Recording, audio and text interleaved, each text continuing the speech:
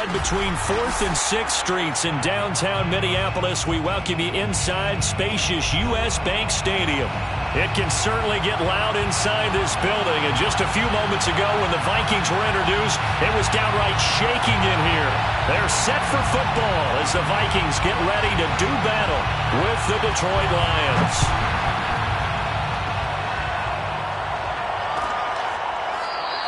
And no run back on the opening kickoff. It'll come out to the 25.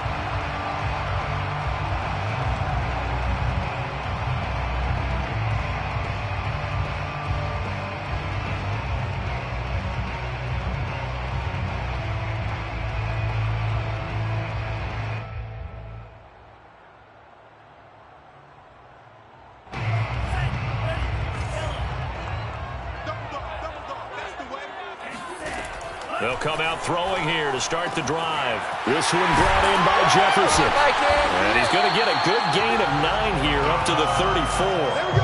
A bit of a catch for him to remember. That's number 400 for his NFL career. Not a bad number at all. At the 34-yard line.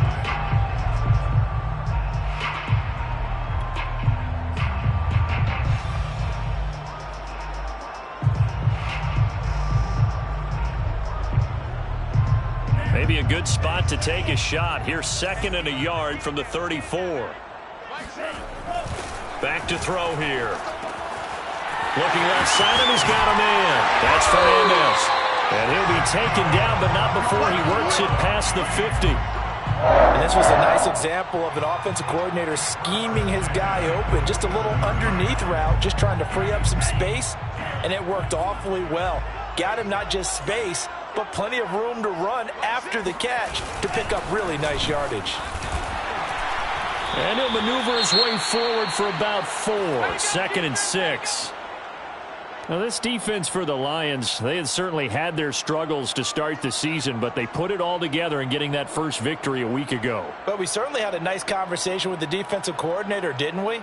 And what we heard, I like what we did, but we definitely need more pressure on the quarterback this week. The run got 4. Now they deal with a 2nd and 6. The play-action fake. They'll look to throw. He finds his man. Complete. It's Fernandez. Touchdown, Vikings! For a big tight end, he can sure move like a slot receiver when he gets a head of steam going. And as a defensive back, you've got a big decision to make when he's moving like that. Now for the extra point, Daniel Carlson. He's got it, and the Vikings take a 7-0 lead. Makes the score 7-0. Set now to kick this one away, and off it goes.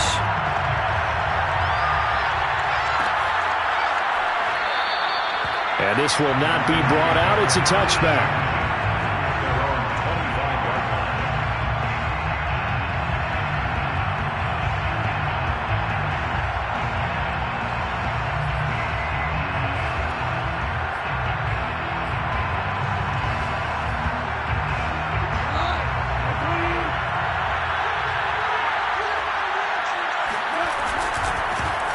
First carry for DeAndre Swift. And from the 25, they work this to the 29, a gain of 4. I feel like I could see what he was thinking on that carry. Wanted to follow that big tackle through the hole. Ended up only getting 4 yards on the carry. I think he had designs on that one being bigger.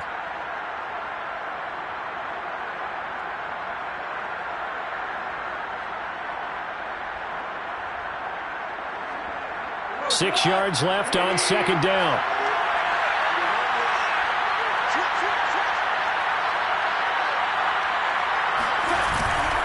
Goff, a handoff here to Swift. And he's going to be met at the line of scrimmage and taken down.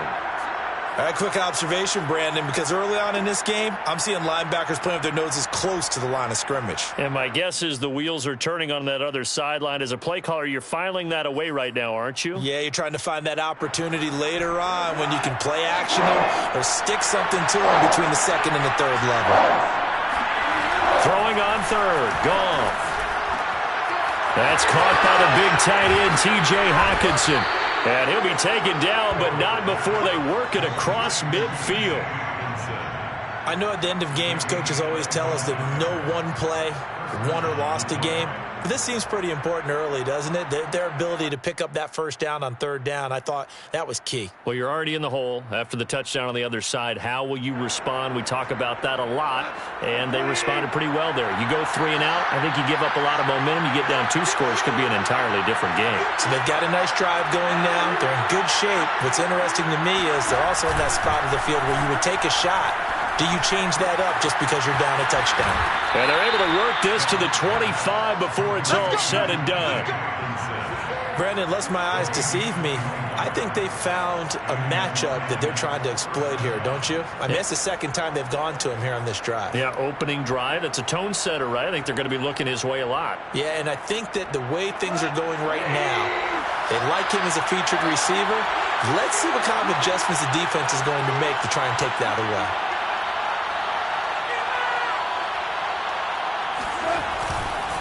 On 1st and 10, it's Swift. And he's out of bounds. Almost gets to the 10. Quite the opening drive march they're on right now. It looks a lot like what we saw in practice prior to the game, doesn't it? You know, because on that last big practice beforehand, you go through your offensive script. You go through your play calling. You go through all the stuff and establish things. And it looks like it's going like clockwork right now for them.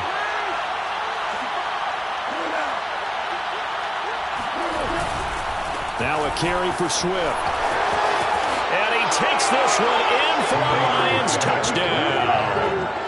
DeAndre Swift, his 6th touchdown of the season. And the Lions are an extra point away from tying this thing up.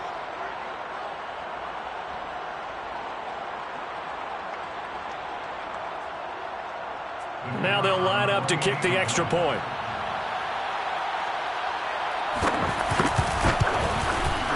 It's up and good. So these teams match touchdowns here in the first quarter, and we're tied 7-7.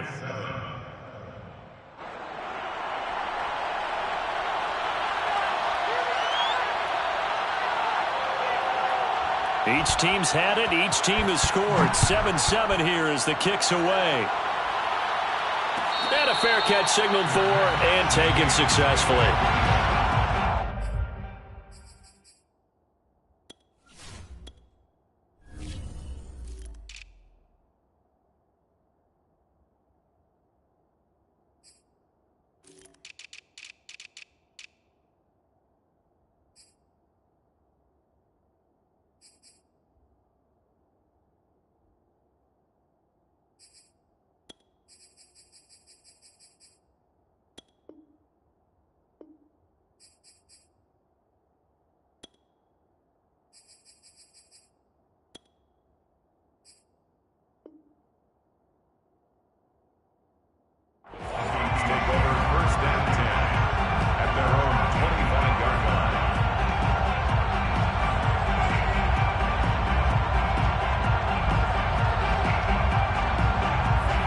The Vikings now to start their next drive. And for them, a touchdown their last go-around. Obviously, they'll be hoping to do that again. And when you start plotting for this drive, when you start thinking to yourself, okay, what are we going to do? You don't go away from what you did before because that worked, but you have to be prepared for wrinkles and counters because you know they'll make some adjustments.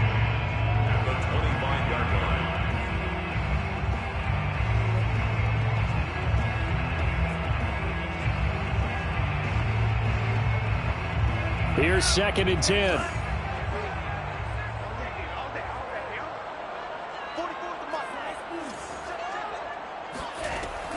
They'll set up to throw. He gets this one to Johnson.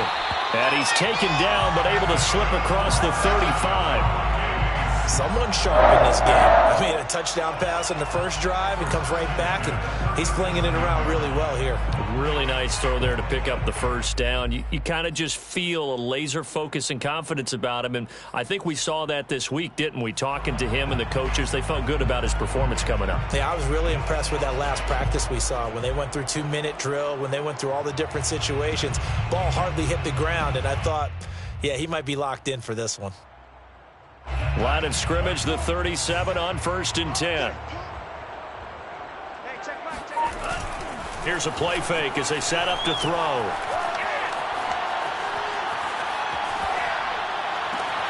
Here's Johnson with a reception. Yeah, he's going to be out of bounds, but not before he takes it inside the 40. And the offense humming on the first drive. Not much has changed here on drive number 2. No, and I think a lot of times confidence just really kicks in for a team. They may have been confident going into the game, but once you prove it on a drive, it's hard to get out of that mindset, isn't it? And look, let's face it, we can always lock in on the skill position, guys. But those big fellas up front, they're really making this offense go early in the game. Now he's going to swing this one out to his running back. And he works it to the 30-yard line here, right at the 30. So the completion results there in 9 yards. And that'll make it second and short. Brings up second and a yard at the 30-yard line.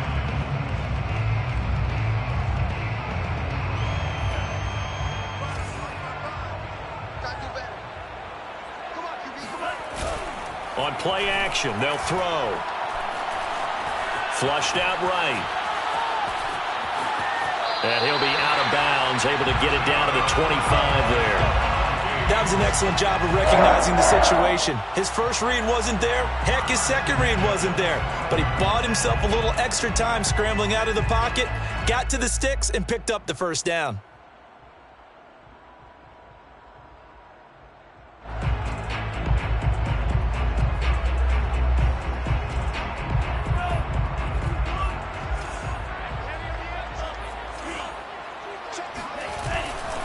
They'll run on first down. Kent. And he's going to take this one down to about the 23-yard line. Tackle there by Leighton Vander Esch. Oh, that's a real nice job there by the defensive front. They just engaged and held their ground. But how about the guy who made the play? We often talk about whether they take a good first step or not. Many times you just don't take any step. Just get your feet moving, get your body going, and then once he made the read, he was able to make the play. Off the play fake, he'll look to throw. He finds his man, complete. It's Curtis.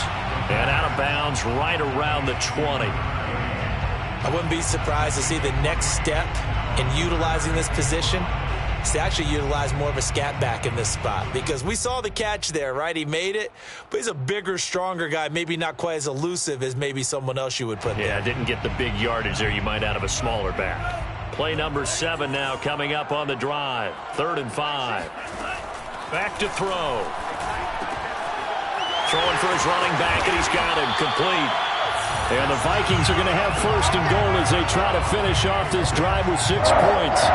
Well, he was a busy man out of the backfield a week ago. They got the ball early and often. I have no doubt in my mind that he'll be a big part of the game plan here as well.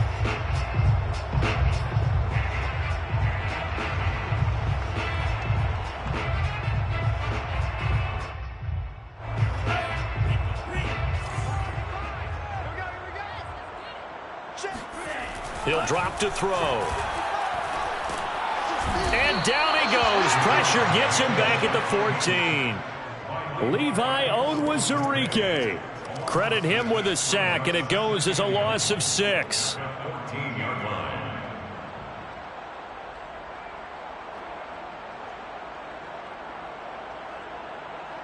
It's 2nd and goal, but now all the way back at the 14.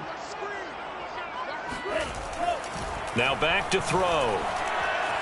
Escaping, and he's going to go down again. A huge win defensively there on the sack, setting him back 12 yards. And now 3rd and goal.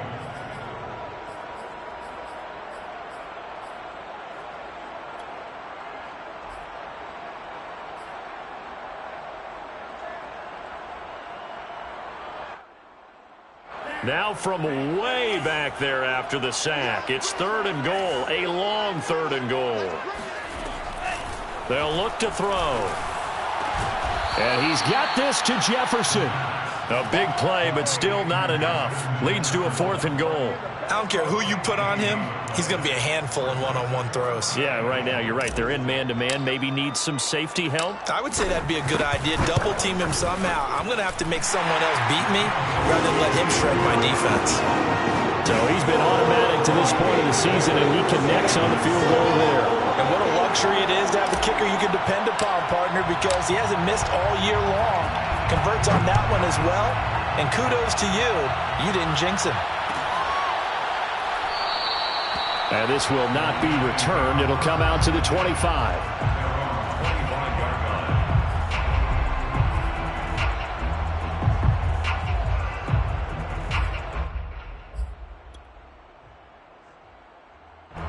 The Lions offense ready to kick off their next drive.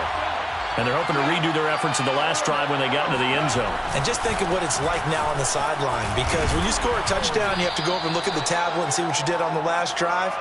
When you scored points, it's a whole lot better view than when you're trying to figure out how to fix things there. 10-7 our score after one right here on EA Sports.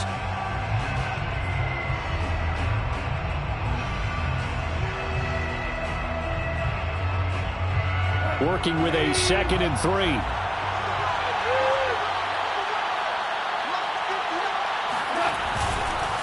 Here's a handoff to Swift. And he'll be brought down shy of the 40 at the 38-yard line. 43 yards rushing for him now on just 6 carries to this point. And that's how you pick up a first down. Those shoulders went from parallel to square, and then he brought force with him to finish that run. Oh, that's impressive. And we saw a lot of that a week ago when he got the NFC Offensive Player of the Week award. And he is met quickly in the backfield. Down he goes, folded like a lawn chair. A loss of a full 3 yards, and now it's 2nd down.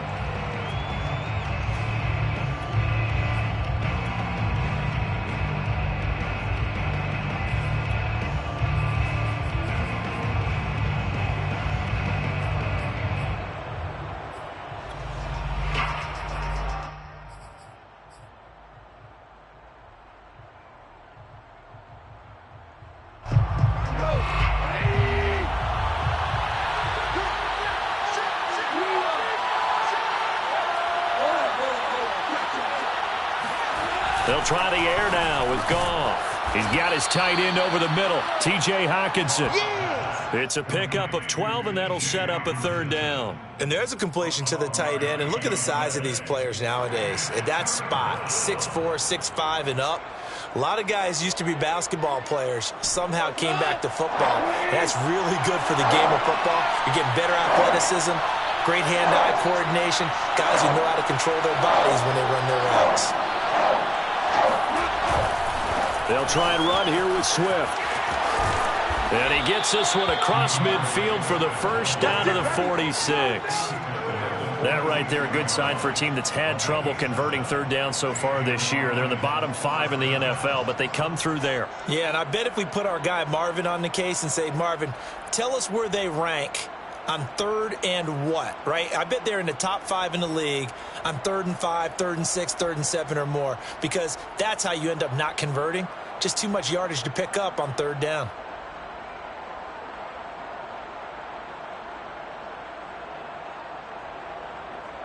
From Viking territory now, they'll come up 1st and 10 at the 46. Running is Swift. 7 yards on the pickup there, and it'll leave him with a 2nd and 3. And when you get good yardage like that on 1st down, it really does a whole lot of good for your entire offense. But I love the way he's finishing those runs. At the end of things, he's making sure he gets just a little bit extra. So they'll come up after the gain of 7 on a 2nd and 3.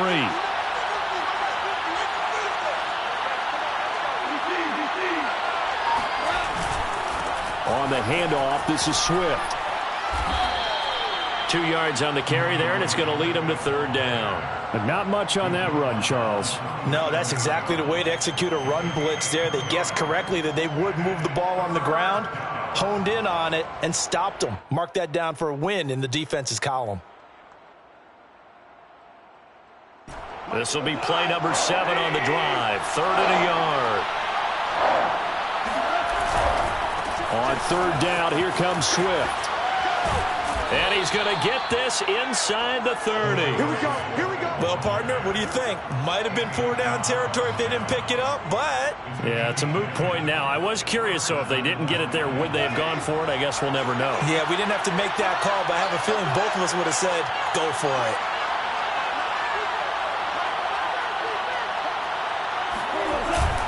On first down, Swift, and he is met in his tracks behind the line of scrimmage. 2 yards the loss, 2nd and 12. Sometimes you just sit back and marvel at what he can do defensively. Speed, strength, quickness, he's the whole package. And that package just wrapped up the runner for a loss.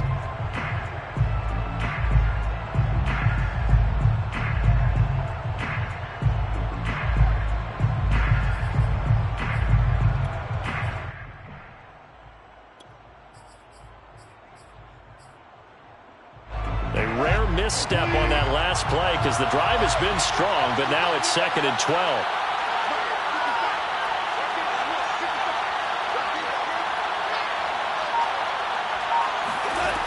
From the gun, here's Goff.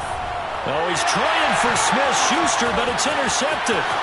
Picked off by Marcus Williams. And now off to the races down the right side. And he will take this one home. It's a touchdown. They were in a very good position to come up with a go-ahead score there. A really good drive. Instead, it turns into 6 points going the other way. Psychologically, I don't know what that's going to do to them. So as a coach, you're looking at that as at least a 10-point swing, right? Because they had the field goal in their back pocket. They certainly did, and you're right. At least a 10-point swing, maybe more. Carlson now to add the extra point.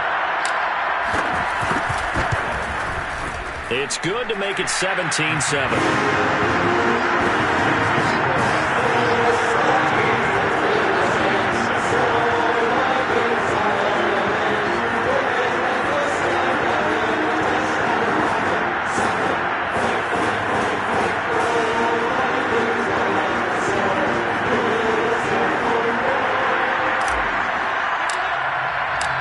So they'll get another shot on offense following that pick six.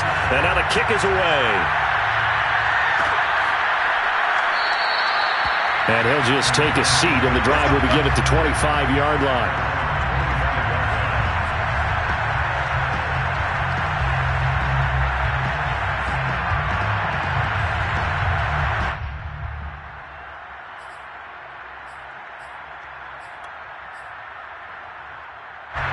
The Lions offense ready to kick off their next drive. And following the pick six, and they have decent field position in throwing that pick six. We'll see how they attack this run. And I think all you say to your guy is, listen, let's just take care of the football a little bit better. Make some better decisions on this drive, and they'll probably help him a little bit with maybe some really high percentage throws early to let him get settled back in. But they told him, and they told us, they've got confidence. That's not a problem. Yeah, not a problem at all. They just want to make sure they get things settled down a little bit for their offense and give their defense a little bit of a chance to rest.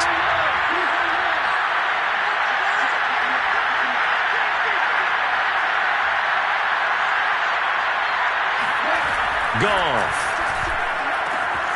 And there is Amari Cooper, his first catch. And he'll have it past midfield almost to the 40 before being taken down. A big play that time on the catch and run. We know play callers can be very creative in this game today, but sometimes when they've got receivers with speed like this, they don't need to design incredibly complex calls. Sometimes it's just get the ball in his hands and let him do his thing. In a sense, less can become more, and it was right there. A play fake for Swift. Now Goff. Under a heavy rush, and down he goes. That one will set him back nearly 10 yards here on first down on the sack.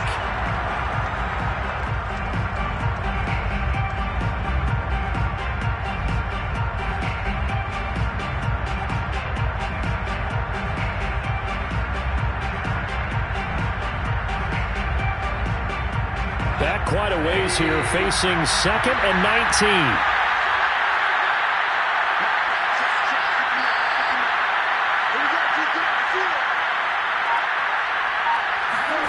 Another try after the first down sack. Goff out to the left there and complete to the tight end Hawkinson. A good pickup there, 13 yards as they get closer for third down. When you execute a drag or a crossing route really well and give them a chance to let it develop a little bit, you can gain some significant yardage hitting your tight end on that one. 2 minutes remaining in this first half of football.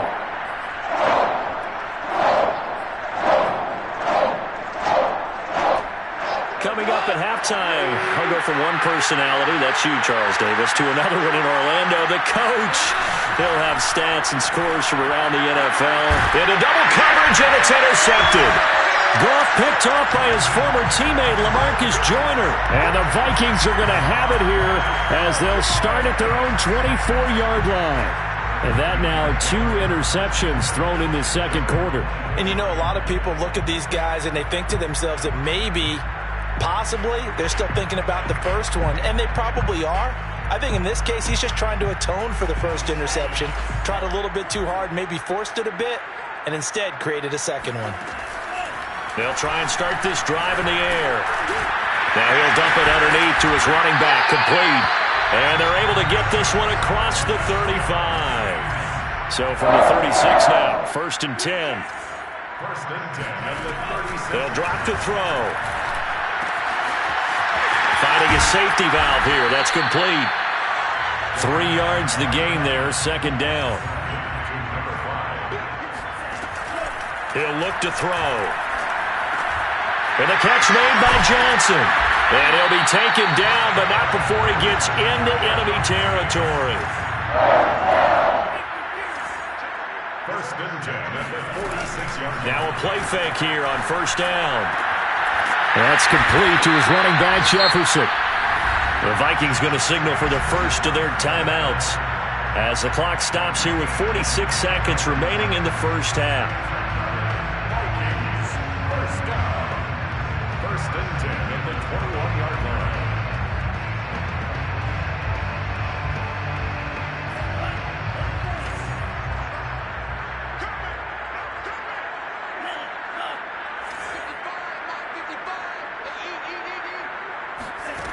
They'll stick with the passing game as he looks to throw. And stopped a few yards shy of the goal line at the 3. Boy, how about the speed with which this offense can get down the field? It's taken them no time at all to get down here. And now they're set up with a 1st and goal. 1st and goal at the 3-yard line. 2 big plays in succession. Not sure this D knows what hit him, but now they got to get ready. It's 1st and goal. He's got his man. It's taken in for a Viking touchdown. A great play there as the first half is winding down. And the Vikings would extend their lead here just before halftime.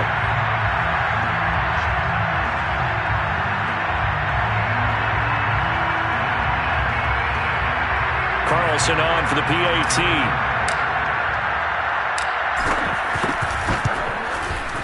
And that'll make this a 3-score game as the lead moves to 17.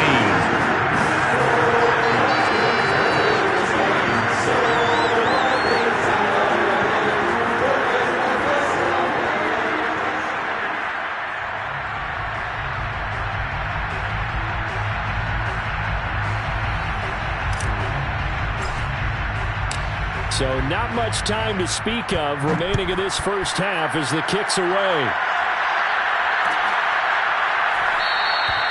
And not wanting to risk anything here late in the half, he'll just take a knee and they'll bring the football out to the 25.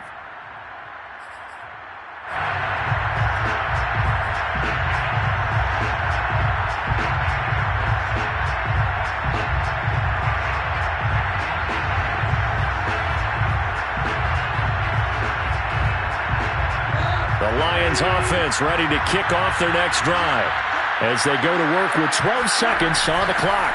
And they're just going to run it here up the middle. Able to power through. And defensively, they're just looking to keep him contained as they're able to get him down. So we reach halftime in what's been a fairly one-sided game so far. As we'll send you down to Orlando, we check in with Jonathan Coachman for our EA Sports Halftime Report. Coach. All right, Coach, thank you very much as we welcome you back for quarter number 3.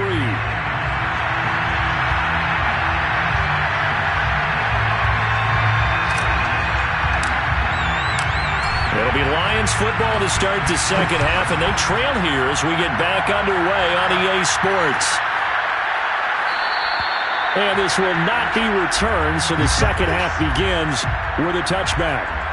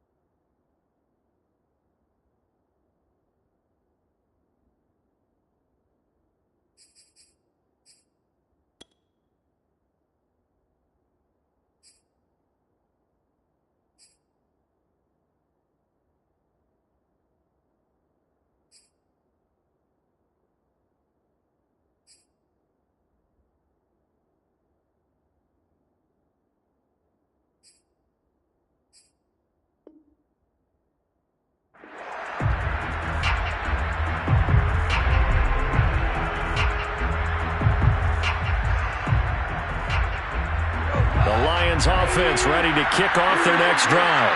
And you have to think, Charles, down 3 scores already. They need to play an almost perfect second half to have a solid chance. And that absolutely starts with finding some way to put together a touchdown drive here. They need to be smart, fast, efficient, get the ball to the end zone, and do it again multiple times in order to have a chance to win this game.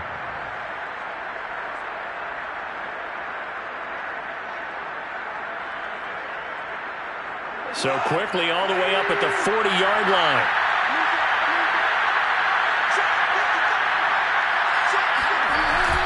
They'll run here with Swift. 93 yards rushing for him so far as his terrific season continues here. And there we saw one of the downsides of blitzing during a rundown, because sometimes you get out of your gaps. You don't fit the run quite as well because you're headed towards the ball carrier with abandon.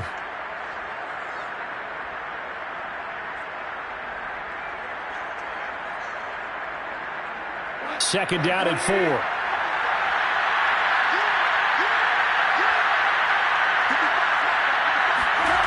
Now Goff.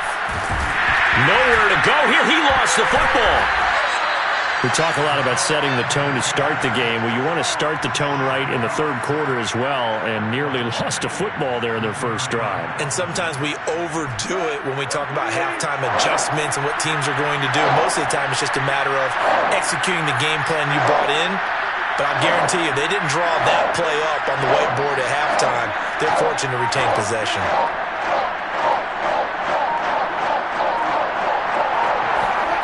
Play action. It's gone. Toward the sideline. Did he keep the feet in? Yes, he got them both down, says the side judge. And that's good enough for a first down.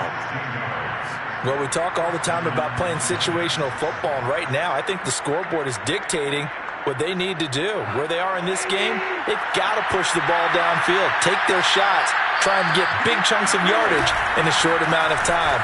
That was a nice play there. And he sneaks his way forward only for a couple here. Second down. I know the scouting report on him is that he doesn't possess the eye discipline to be an elite linebacker, and what that means is his ability to read, react, and make a play. But on that one, he looked like one of those guys.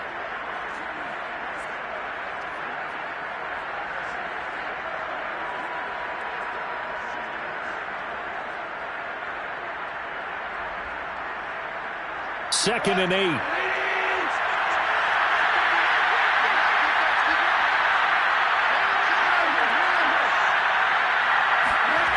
Now Goff. That's complete to the former Aggie Jay Sternberger. And this is going to turn into another first down as the tackle is made at the Vikings' 25-yard line. First down.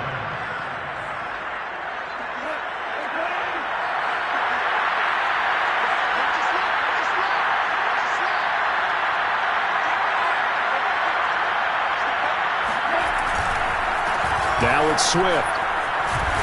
And he'll maneuver his way forward for about 4. Second and 6. Not too many offenses want to turn down long drives, but when you're down what they are, they've got to pay it off with some points.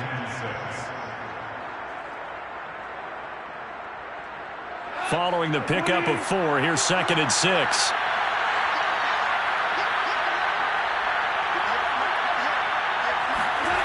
Here's Goff. Looking left side, and he's got Sternberger. Only 3 yards on the catch. It's 3rd down. Oh, it's time to give a little credit there to the defense. They played that very well because it was a drag route, and he ran it a little shallower than normal as he worked straight across the field. He was hoping he'd get lost behind the defensive line, but once he made the catch, nowhere to turn upfield and gain any yardage. The 8th play of the drive coming up. It's 3rd and 3. Back to throw, Goff. And he's going to be intercepted for the 3rd time thus far. Mackenzie Alexander with a pick.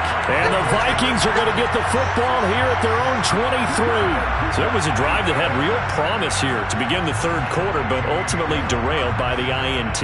And that was the position you wanted to be in. Coming out to start this 3rd quarter, get a nice drive going, looking for the end zone. Possibly got a little bit too greedy right there. The Minnesota offense about ready to get this next drive underway. And they had the big halftime lead. Their defense just helped them out further by forcing the turnover, so things are starting to look pretty rosy. They certainly are, but they've got to be careful about getting complacent, though. They still need to go out and run their offense efficiently. Just a yard on the pickup there, and it'll bring up a 2nd and 9.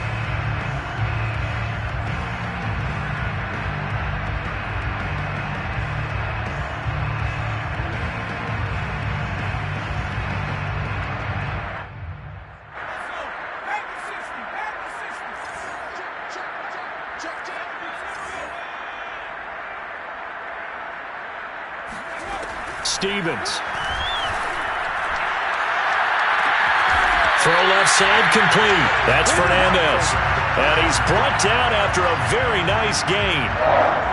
And while we may be looking at the scoreboard, this offense certainly is not, because they're showing no signs of backing down, even with a 3-score lead here in the 3rd quarter. I think they keep taking their shots. They've seen blown leads happen throughout this league. They don't want to fall victim to it themselves.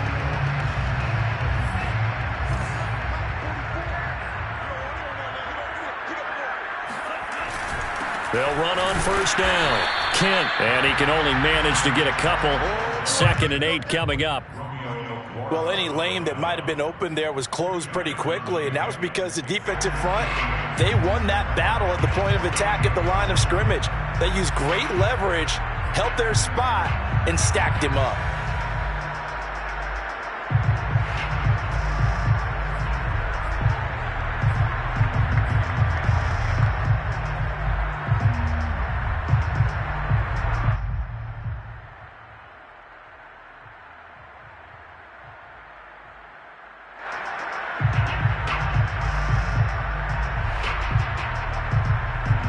The last run got a couple. Here's 2nd and 8.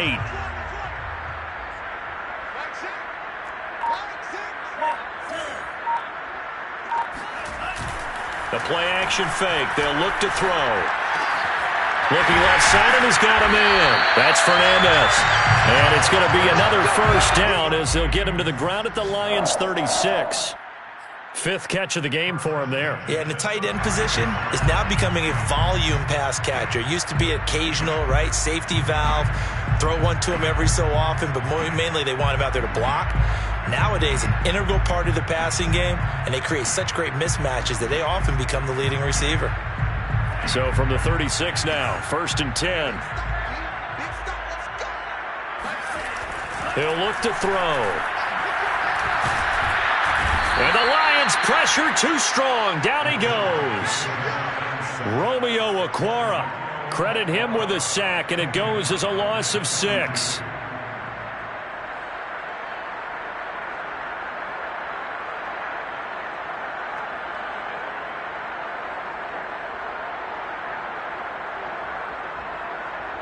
Second and 16.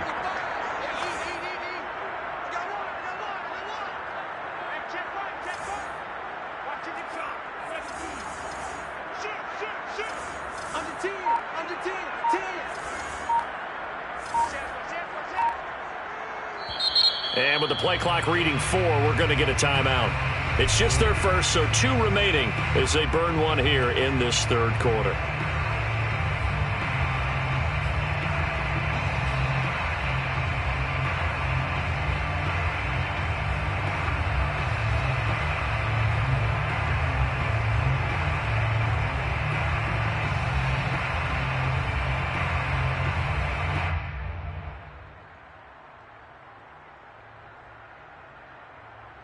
Protection certainly going to need to be a bit better here on 2nd and 16. Looking to throw. This one brought in by Jefferson. And it's going to be another first down as they'll get him to the ground at the Lions' 22-yard line. So how do you beat man coverage? First of all, you want to be a superior receiver, but you know something, that guy who's covering you, he's usually pretty good too. So the corner route is usually a great spot to get it done.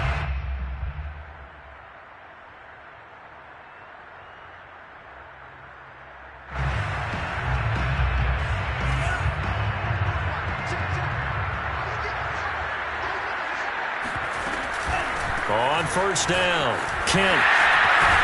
And the result here, a pickup of 8. Leaves him with 2 to go on 2nd down. Looks to me like maybe there's a little attrition setting in with this drive, because when you see that type of a run, I get the feeling the defense getting a little bit tired. And that's the last thing they need, especially when they look up at the scoreboard.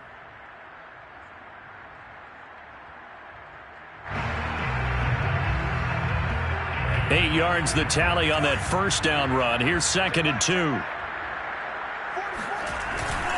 They'll keep it on the ground. Kemp, and he's brought down just outside of the 10 at the 11. Sometimes with the running game, you've just got to stick with it. Look, it's the third quarter, no time to panic. But that also doesn't mean you just do it the same way you've been doing it the entire ball game. Maybe change up some blocking assignments or run a few different plays, but stay with the overall essence of the running game.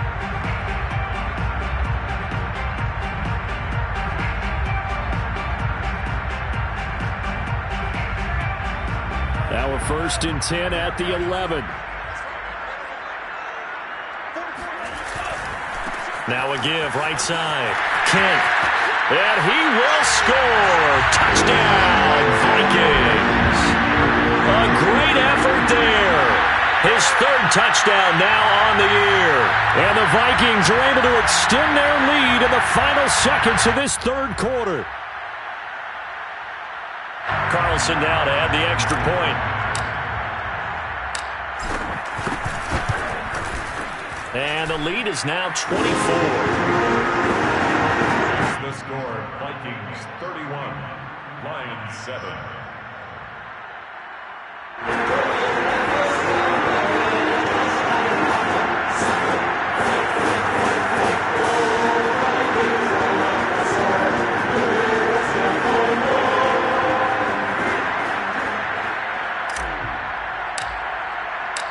Out is the kickoff unit as they run up and send this one away. From the 10. And some good special teams coverage as they bring him down just outside of the 15. The Lions offense ready to kick off their next drive. And 3 interceptions in this game. I would have to think, I wasn't a quarterback, but number 4 is kind of, you're like, oh man, I can't throw 4. No, what's interesting is that his pass is intercepted for the 4th time today. Picked off at the 23. And this drive will start on the edge of the red zone at the 20-yard line. And they'll take possession already in the red zone and in a great spot to add points to the scoreboard. And Brandon, how many times have we seen a defense with a lot of field behind them get even more aggressive, right? They feel like they've got them not pinned down, but in a favorable spot for them. And they took advantage of it there, got a nice interception, and set up their offense in great shape.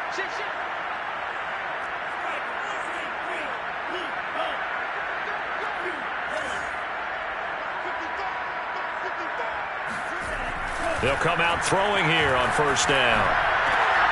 And that one incomplete. They tried to sneak in a deep ball with the clock running down, but to no avail as time will expire on this 3rd quarter of play.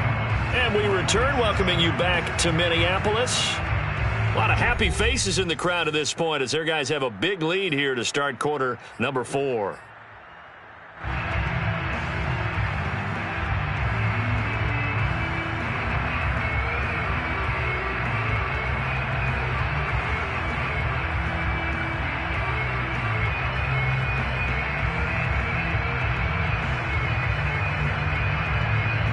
Second and 10.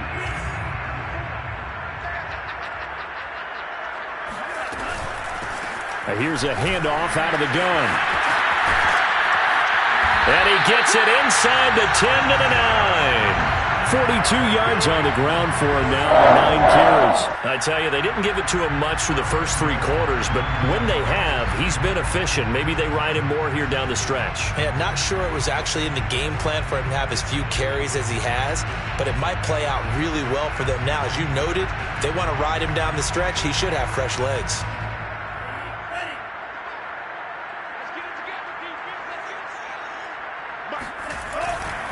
They'll try and run for it on 1st and goal. And he stopped immediately there.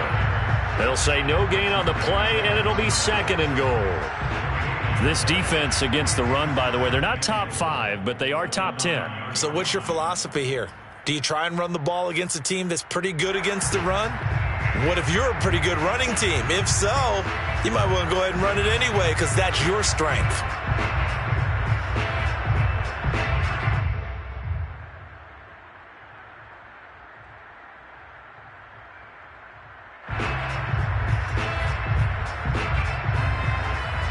Another shot from the 9 on 2nd and goal. Now a handoff here to his running back.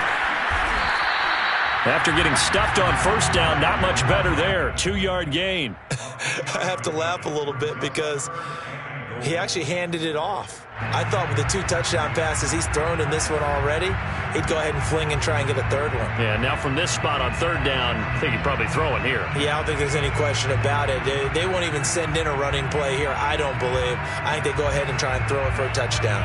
Now, they'd really like to make the short field pay off. We'll see if they can, but this is 3rd and goal. He'll drop to throw. To the end zone, but it's incomplete. But plain and simple, that's the 2nd time today that he's dropped a pass. And that one, I think, maybe even a little easier than the earlier one that he dropped. Surprising. Was this game announced as a night game prior to, and maybe his rhythm is just off? He's got thrown off. He's going to have to wake up, enjoy the sunshine, and go play. So out comes a field goal team now for the 2nd time here today. From the right hash, and this one just a chippy. The kick by Carlson is good, and that'll push the lead from 24 up to 27. So it's 3 more points, and that widens this thing out even further here in the 4th. And you know in this league, you can never have enough points, but this widens it out, as you said, and now it's all about ball control, isn't it?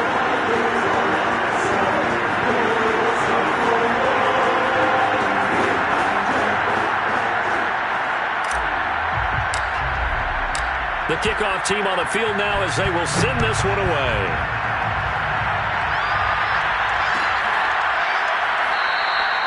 And he'll just sit on this one as their drive will start at the 25.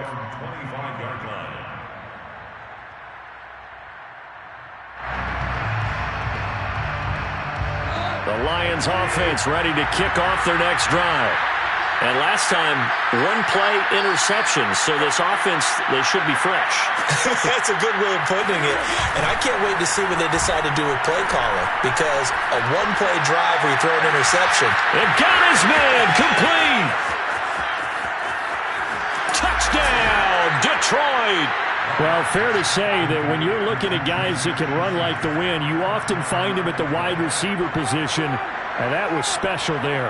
Well, in this league where coordinators worry so much about drawing up the right routes, blocking assignments, misdirections and stuff, they have these precise arrows and movements. Sometimes the best plays just come from the schoolyard where you look at your fastest guy and say, go long, go get it, big man.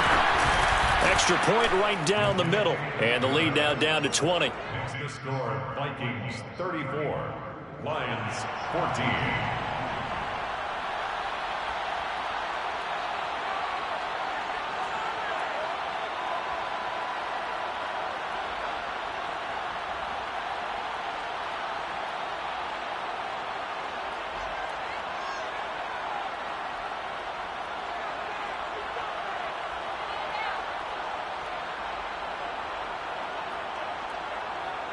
The kickoff unit is out on the field, and they will send this one away. And they're going to mark that where it went out of bounds, so really good starting field position up past the 40-yard line.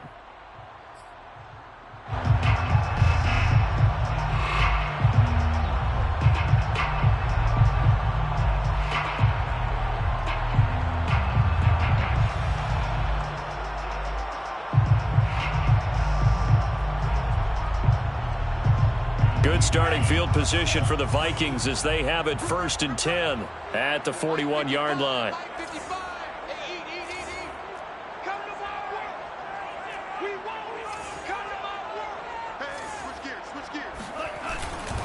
They'll try the left side. Kent. And he'll be taken down, but not before he works it past the 50. 56 yards rushing on 12 carries for him now. I'm guessing you'd say this is kind of the key here. Grind out some yardage, work on that clock, see if you can continue to tick it down. Definitely. You want to bleed things out at this point, right? Continue to possess the football, gain some yardage, and put the onus on the defense. Do they have to use timeouts? What are they going to do to stop you? You're taking charge.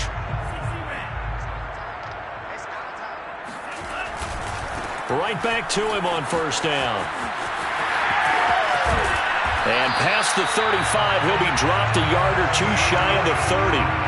Well, that's a carry they have to be satisfied with. And throughout this game, they've been satisfied with what he's given them.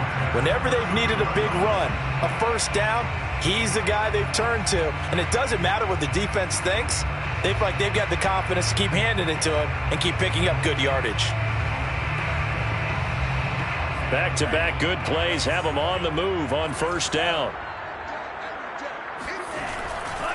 They'll try the left side. Kent. And he's going to get this one down to the 30. Defensively, a solid response after giving up back-to-back 1st downs. Brandon, I've got to think this offensive line has got some smiles on its faces. And I know it sounds crazy, but they practiced for this back in training camp. They knew they'd be in situations where it'd be extra defenders in the box coming after them, trying to keep them from locking down a game. Right now, they want to show the world they're up to the challenge.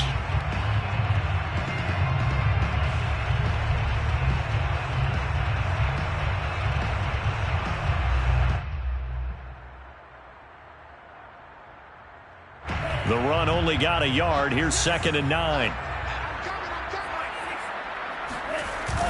Now they'll switch it up here and look to throw.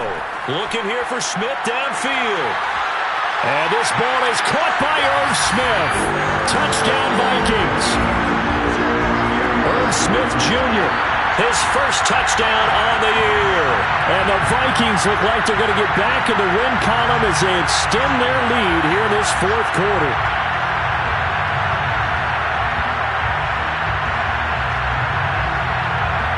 Carlson on for the PAT.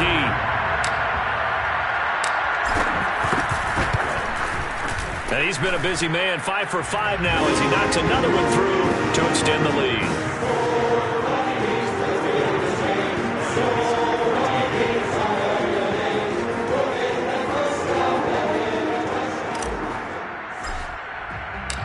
Set now to kick this one away, and off it goes.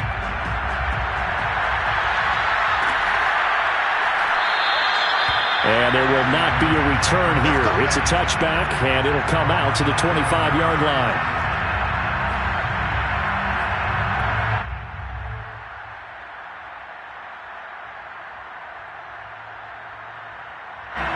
The Lions offense ready to kick off their next drive.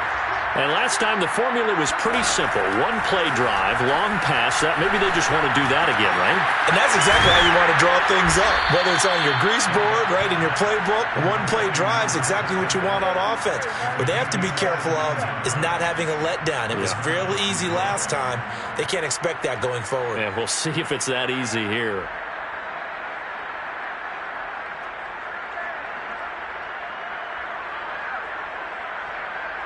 One play has him up past the 40 already, and another 1st and 10. Goff now looks to throw.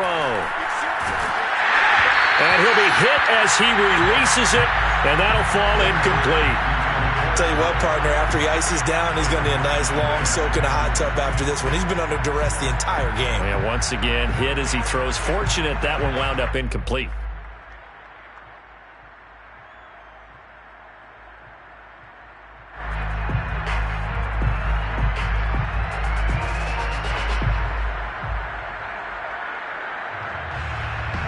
So now 2nd and 10 after the incompletion on 1st down.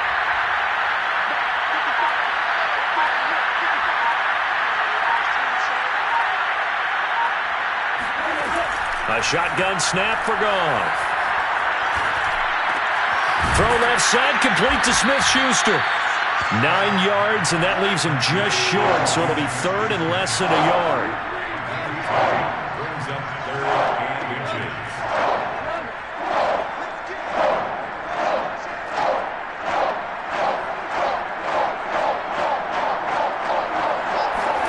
To the air again. Goff taking a shot here for Marshall.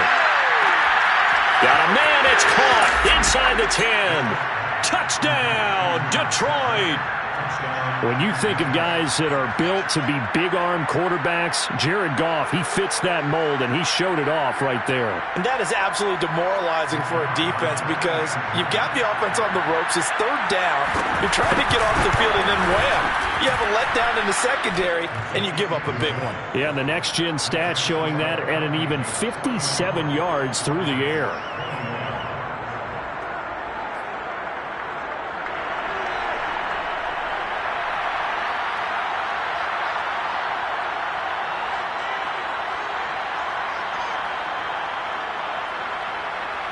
Out is the kickoff unit as they run up and send this one away. No run back here, down to a knee, and this drive will start at the 25.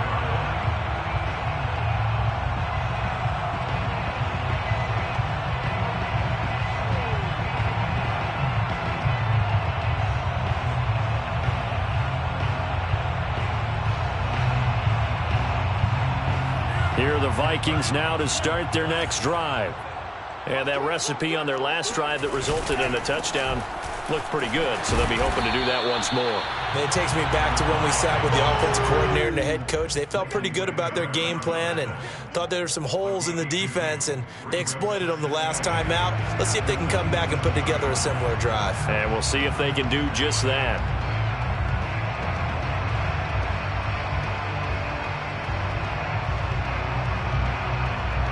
They'll break the huddle, come up on 2nd and 8 at the 27-yard line. They'll keep it on the ground.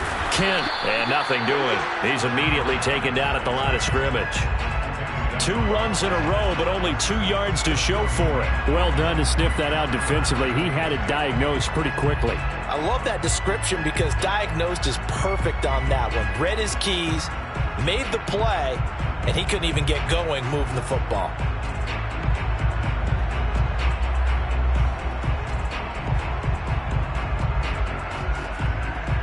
The Vikings on 3rd down. Just 1 for 3 thus far. This is 3rd and 8. On play action, they'll throw. Into a sea of defenders and intercepted. Picked by Jeff Okudah. And he's able to get it back to the 41-yard line. CD, I know it's just his 2nd year in the league as a quarterback, but that's going to be one when he flips on the tape. He's like, I shouldn't have thrown that ball. No doubt about it, and his coaching staff will be emphatic about he shouldn't have thrown that ball. But remember, 2nd year, as you noted, on-the-job training, so he's got to take this feedback that he's getting, negative or otherwise, and turn it into positives moving forward. And this one's going to go the wrong way, losing yardage back at the 42. He was unable to shake free there, and they'll cover him for a loss of a yard. 2nd and 11.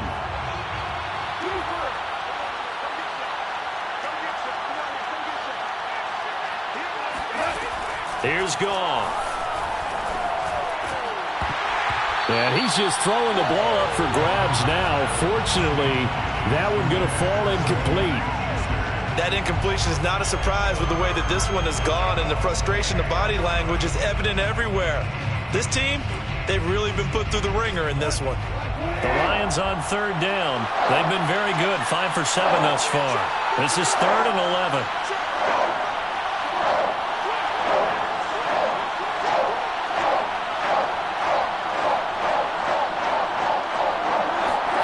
They'll fake the handoff. Now Goff. And the throw there going to be incomplete. The one with the dive look that time on defense just flooded the field with defensive backs, blanketed everyone, took away all the passing angles, thus the incompletion. And they're indeed going to go for it here on 4th down. So trailing here in the last quarter, let's see how this plays out.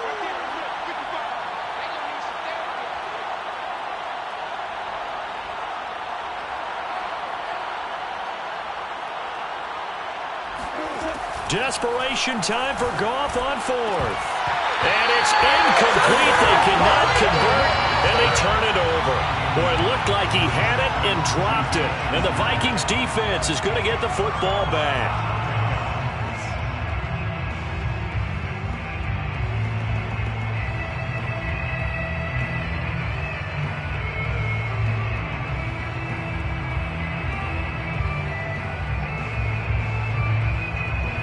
The Minnesota offense about ready to get this next drive underway. Been a very strong performance for them, really, on both sides of the football. The turnover on downs the most recent example, and now, obviously, they're in a great spot here. If you're over on the bench right now, you're shaking hands with your teammate, you're hugging him, give him a little dap. Been a big, big performance for them.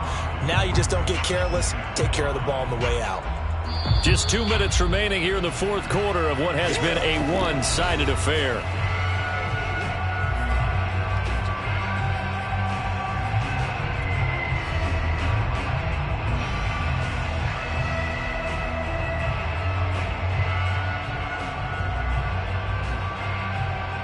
So the Vikings in possession of the football as we get you reset.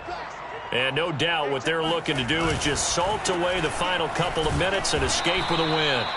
It'll be a pickup of a couple, and it leaves them with a 3rd and 3. So, Charles, you talk about this head coach and his future with this franchise. Look, it's been a frustrating year, and I think we saw some of that frustration boil over at his weekly press conference earlier in the week. Yeah, he's trying to say all the right things, isn't he? But he's heard the rumors. He knows what's going on out there. And right now, he is tired of having to answer the question, are you on the hot seat in every meeting with reporters? This week, he kind of said, I've had enough. And I don't blame him. He looks like a guy that may very well be out the door. First and 10 at the 31-yard line.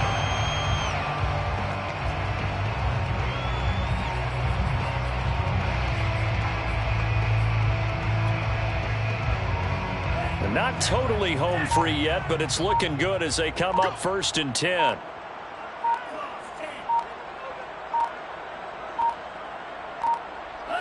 And they'll take a knee as the clock ticks down toward 50 seconds to go.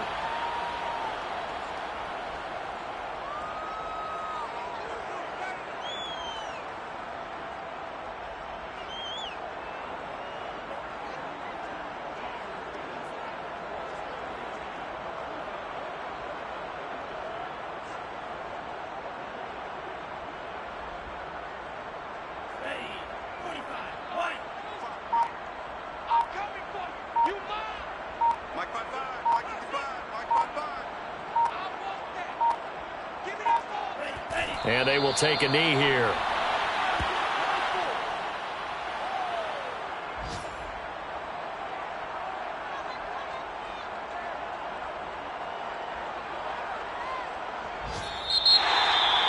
Charles, it's one thing to win. It's another thing to win and put up the amount of points that they did.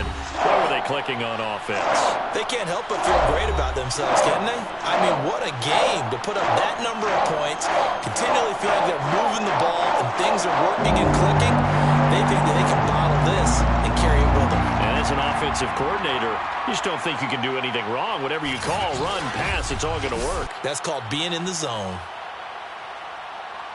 So for the Vikings, they fall a game under 500 now at 3 up and 4 down. And they'll get to stay put for a few days as they'll host the Chicago Bears next week.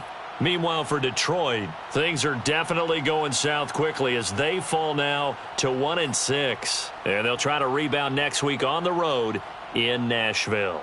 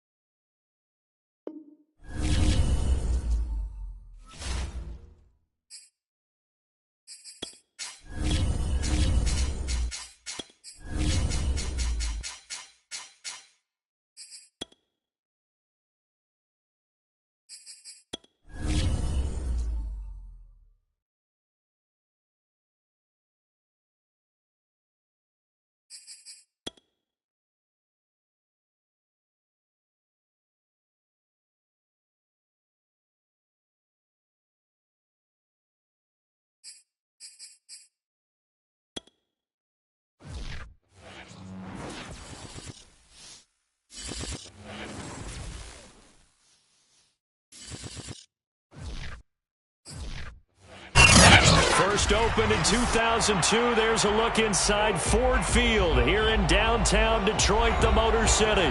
Both teams emerging from the Ford Field tunnels just a short time ago. And, of course, the loudest cheers were reserved for the hometown Lions. They're set to go as they will match up with the Minnesota Vikings. Here comes Khalif Raymond from his end zone. And they will elect to not bring this one out as our first drive will begin at the 25.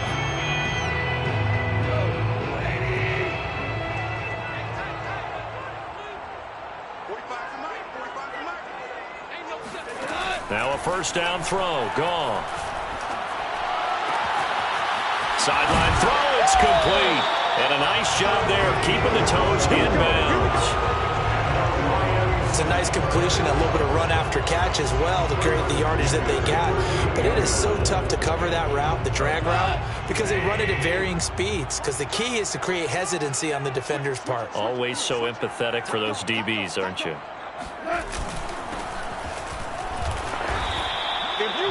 A gain of 3, second down. These two teams hooking up for the second time this year. They first met back in October, week 7. And it was the visitors getting the win there, so they'll be looking for the sweep back here at home.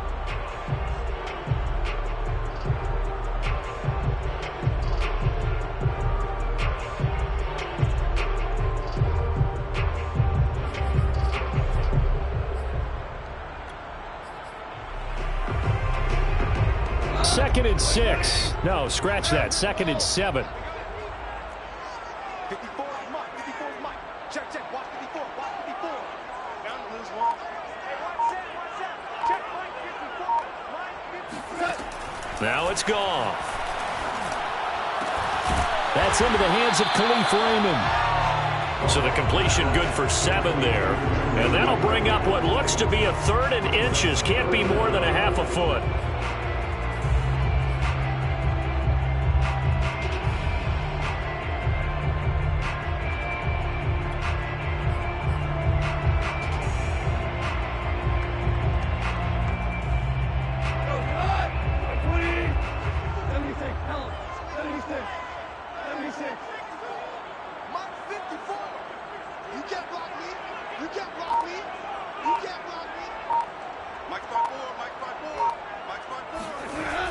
Now to throw.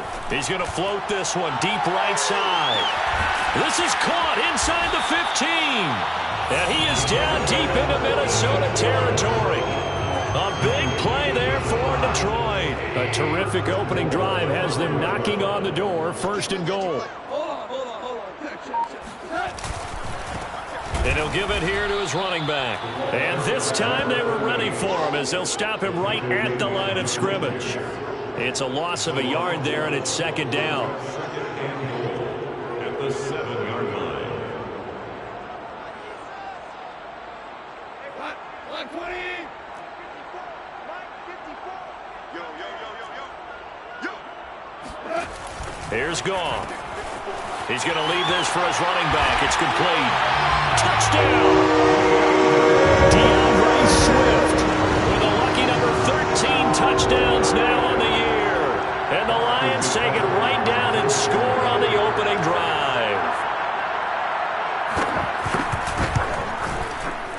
Extra point by Seibert up and good. And it's now a 7-0 game.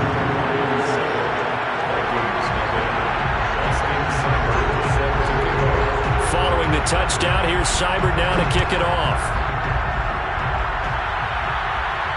And no return on this one as the fair catch is signaled for and taken.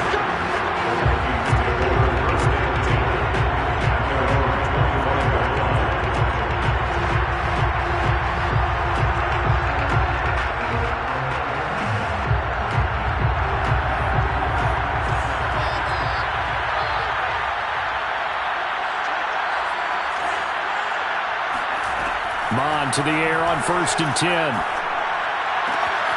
We'll get that to Amir Smith-Marset. And he gets this one just shy of the 40, down at the 39. Defense gives up a touchdown the opening drive. Offense, you got to want to get out there and get those points back right now. And that's a sharp throw there to get this drive off to a good start.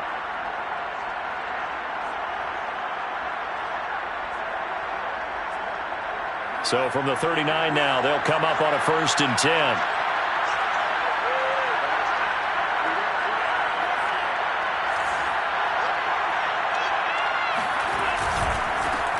Now the first carry for Dalvin Cook. Oh, nice move. Yeah, give him 4 yards there. It'll be 2nd and 6. These two teams, you may remember, they met in Minnesota earlier in the year with the Vikings coming out victorious. So if they can win again here in Detroit, they'd pull off the season sweep.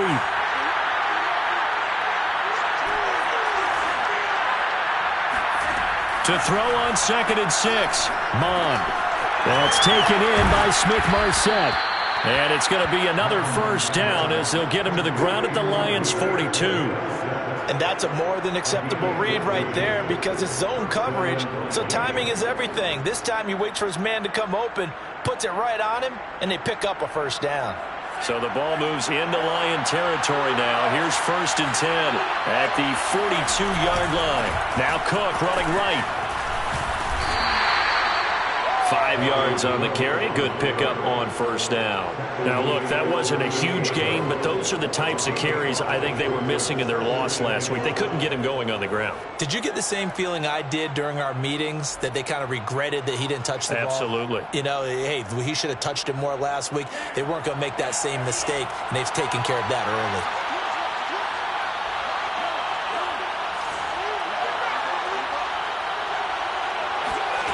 Off the play fake, Mon. And it's going to be another 1st down as they'll get him to the ground at the Lions' 25-yard line. A little football 101 there. You just see the receiver try to run down the defender, meaning he goes right at him and really trying to move him a little bit towards the center of the field so he can put his foot in the ground and break to the out, to the sideline, and make a catch.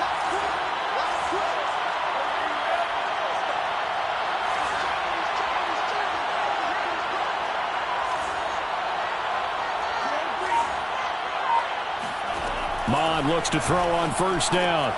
It quickly to Thielen here. 7 yards, the pickup there. I don't think it's a surprise they're throwing the football early. We expected that. They told us they were going to come out firing, but 4 for 4 on the opening drive. They like that. They don't just like it, they love it, because now everyone gets locked in. Your confidence jumps up. Everyone's easy about what they're doing out there. And by the way, they're looking at the sideline thinking to themselves and expressing, let's keep throwing it. We're doing pretty well. I got a kick out of that one, partner. You and I talk often about trying to hide receivers in certain situations, but a guy of his size can't really hide him. But the tight end drag route, definitely an effective way to sneak him across the formation for an easy completion and a 1st down. On 1st and 10, here's Mon.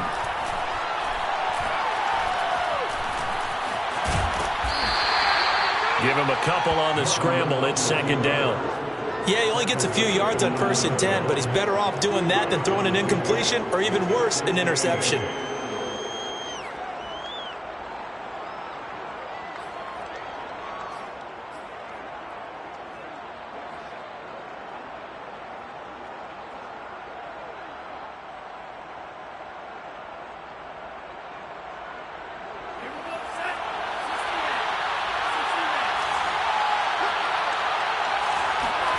Looking to throw again on 2nd down. Mon. Oh, that's into double coverage and intercepted. Picked off down near the 5. And the Lions are going to get possession of the football as time will run out on this 1st quarter of play.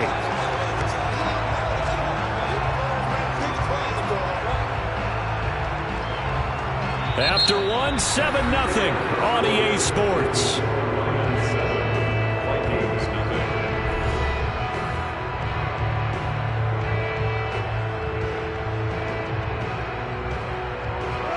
The Detroit offense ready to begin their drive. Now they'll be looking to duplicate the efforts of drive number 1 that resulted in 7 points in the 7-zip lead. Well, you know how much I enjoy horse racing, right? Looks like they caught a flyer out of the gate, as they would say when you're running the big-time races. It means they get out to a fast start. They're setting the pace, making the other team chase now. 5 yards is the tally on 1st down. That brings up 2nd and 5.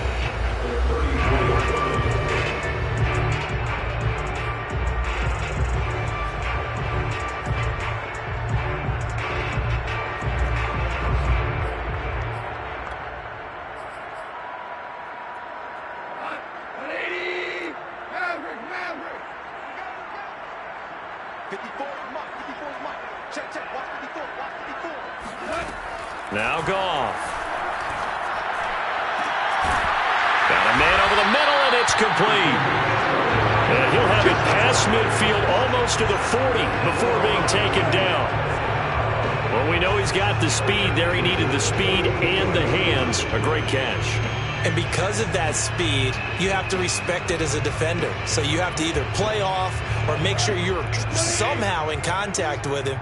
And he's able to do exactly what you said. Use the speed to his advantage and go up and get the football. That's a big-time play right there. They'll fake the give. Now Goff. This one caught. It's the tight end, Hawkinson. And they'll wind up getting this one all the way down inside the 20. And Charles, with that completion, I'm told that puts him over 3,000 yards passing now on the campaign. And Brandon, nowadays your leader's usually closer to 5,000 yards on the year, but still, 3,000 yards, a good season. So from the 17 now, here's a 1st and 10. And to give this time to the tailback. And he's going to get forward for about 5, but that may be coming back. What say you, Mr. Referee? So on the big tight end, hold it. Each and every year, we talk about very few tight ends coming into the league that are polished blockers or asked to do it a lot in college. So it's a constant struggle and a constant fight to learn how to do it without holding.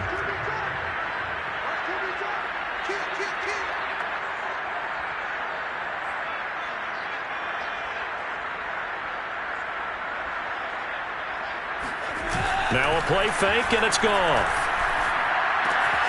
Right side, it's the tight end, Hawkinson. And able to get him down, but he does reach the 5. When you get a big tight end like this, sometimes it takes more than one man to bring him down. Oftentimes, your best bet, just jump on and hold on and wait for your teammates to arrive to help get him on the ground. It looks like a jumbo set with 3 tight ends here for 1st and goal. Now a handoff here to his running back. And not able to break away this time as they're going to stop him right around the line of scrimmage. It's a loss of a yard there, and now 2nd down. The Vikings 7-yard line.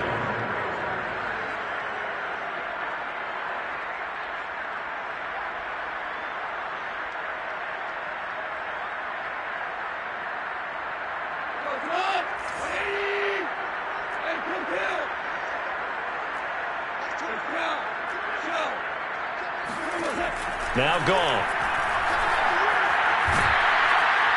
Nowhere to go here. He lost the football. And the Vikings pick up the football. He's at the 50. He's at the 30.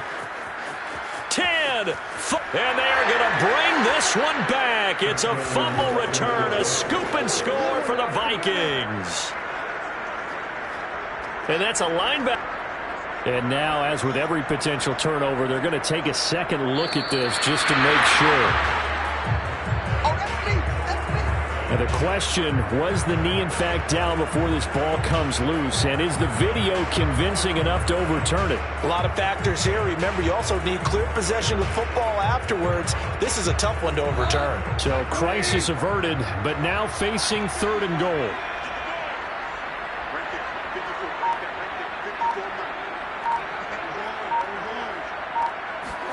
Following the fumble recovery, Goff. Sideline throw, it's complete. And a nice job there of keeping the toes inbounds. A big play, but still not enough. Leads to a 4th and goal. Nice job understanding the situation. 3rd and long, kept the play in front of them and made the tackle. They gave up a good chunk of yardage, but it does force a 4th down. Seibert able to knock this one through. And the lead moves to 10-zip. So that one on target, and it adds to this first half lead. And maybe we're too early to worry too much about 1-score lead, 2-score lead, etc. But this is where you kind of start banking those points that come in helpful later on. After the made field goal, Seibert back out there to kick it away. And this will not be returned. It's a touchback, and they'll begin at the 25.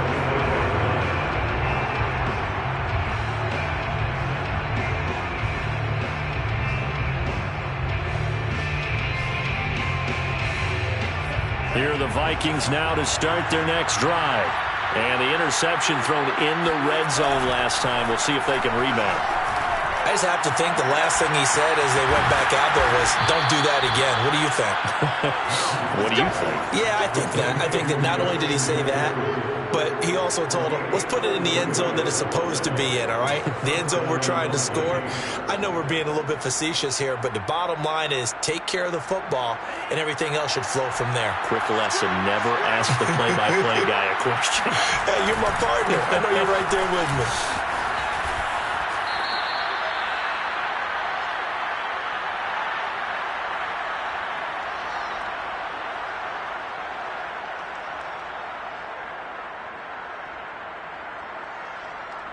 And we'll remind you that coming up at halftime, we'll join Jonathan Coachman and the gang in Orlando. Coach will have stats and scores from the early games going on here around the NFL.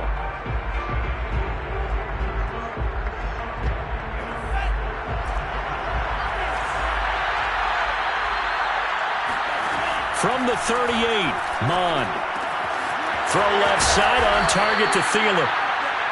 Didn't they tell us in our meetings that they needed to account for him on each and every play? You think? A guy of his caliber? So how does a guy like him get that wide open? That usually means there's a tire breakdown on what the coverage was. That everyone thought they were doing something, and they were supposed to be doing something else.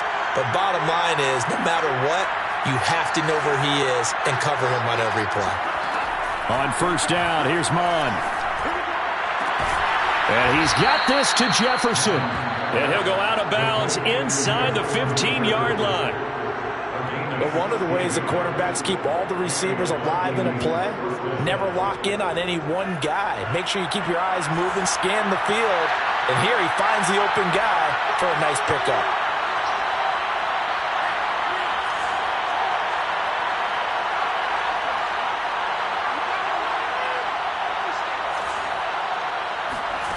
From the red zone now, they'll look to throw. Looking for his running back, and he's got him. And the stop will come inside the 5 at the 4. So the completion results there in 9 yards. And it'll be second and about a yard to go for the first. Now a timeout called for by the defense. So that means they're down to 1 remaining here as we head toward halftime.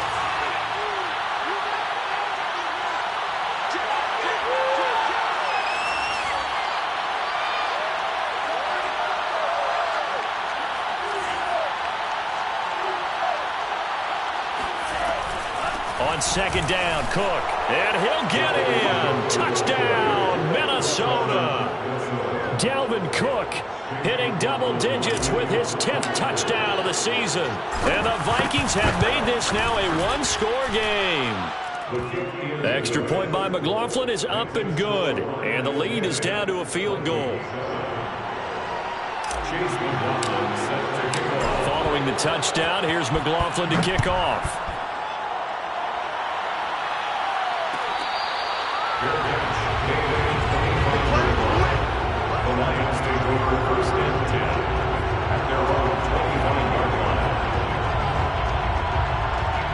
The Lions offense ready to kick off their next drive.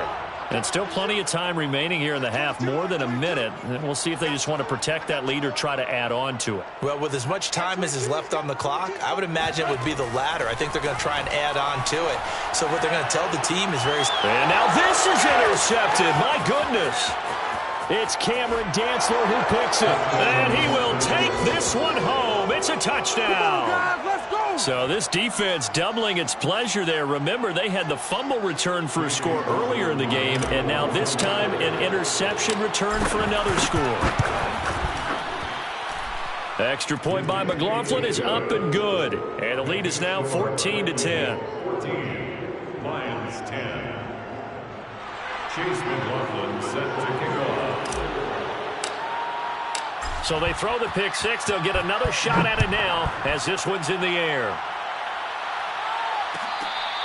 The Lions take over first and 10 at their own 25-yard line. The Detroit offense ready to begin their drive.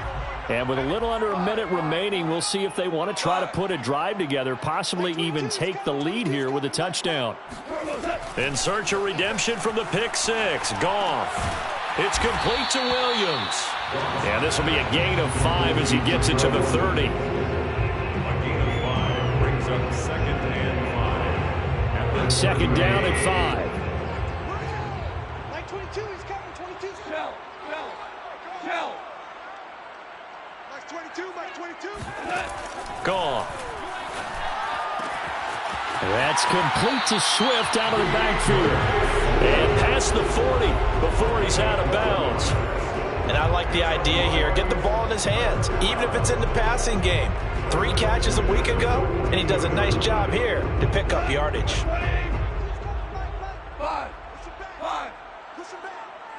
Like 22, like 22. I got him. On first down, it's Goff. And that's out to the flat for Swift. And he'll take this to the other side of midfield before going out of bounds. Another catch for him there on this drive, Brandon. And it looks like they're going to utilize him out of the backfield any way they can.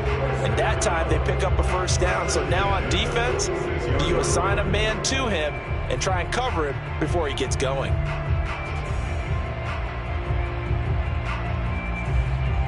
Like 22, he's coming. 22's coming. Mike. Coming to you. Tiger. Like 22, he's coming. 22's coming. Mike. I got him. To the air again. Goff. Open man is Raymond. He's got it. And he's got this down a yard or 2 shy of the 40 before he's out of bounds. They'll contain him to just 4. Second down. 2nd and 6. Got you. Like 22, like 22. Watch the blood. Four down. Watch the blood. Like 22, he's coming. 22's coming. Mike. Here we go, team. Goff now looks to throw. And all the way inside the 15 before they drop him. 4 seconds left, and there's the timeout. In field goal range and a chance to tack on 3 before intermission. So with 4 seconds to go in the half, here's the field goal unit onto the field.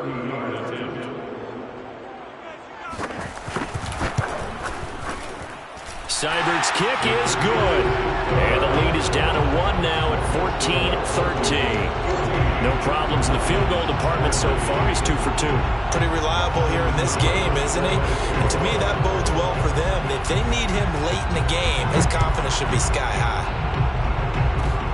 It's a squibber picked up around the 27. So we've reached halftime here on Christmas Day as we send you down to Orlando where Jonathan Coachman has our EA Sports halftime report. Coach. Final adjustments being made in both locker rooms. They are just about set to get back to football in Detroit. And for the call of the second half, we'll kick it back up to Ford Field and Brandon Gott. All right, Coach, thanks. Yeah, both teams likely to make some changes in what's been a closely fought battle to this point. Seibert now to kick this thing away.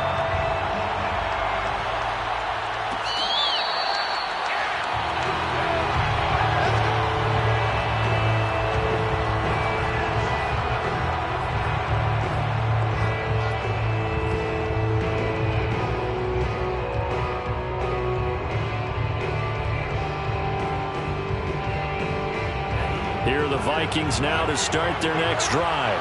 And Charles, they've got the lead. Put your coaching hat on here now. What's the game plan for the second half? I think getting the running game going a little bit more because I thought in the first half they didn't get it moving the way that they would like. They had success throwing it. But I think these first couple of drives, they'll want to get those running backs going and give them more opportunities. And I will guarantee you that those guys were lobbying for them in the locker room at halftime. 2nd and 6.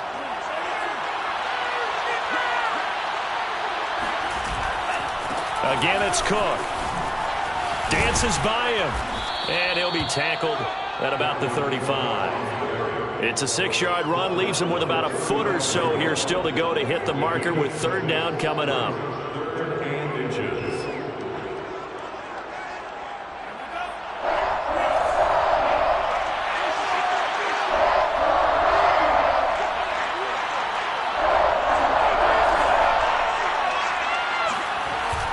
now off of play action. Oh, going for Jefferson downfield. And that will be incomplete.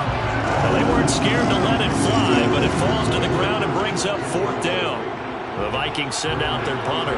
And surprisingly, this is the first punt of the game for either team.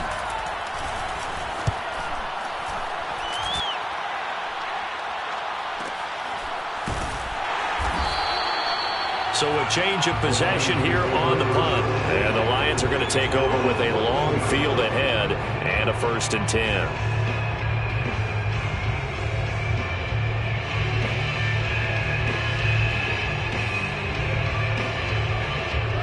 The Lions offense ready to kick off their next drive.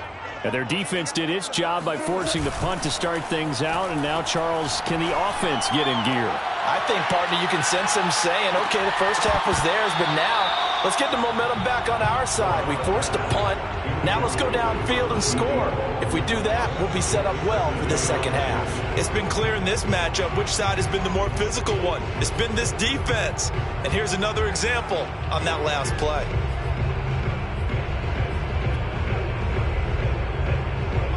After the incomplete pass, here now is 2nd and 10.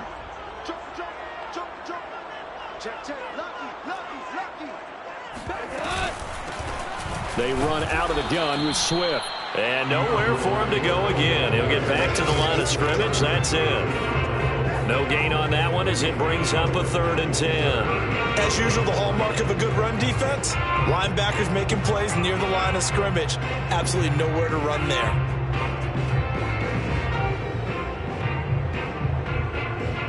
So a 3rd and 10, and defensively, a dime look, 6 DBs. A shotgun snap for Goff. Into heavy traffic, and it's intercepted.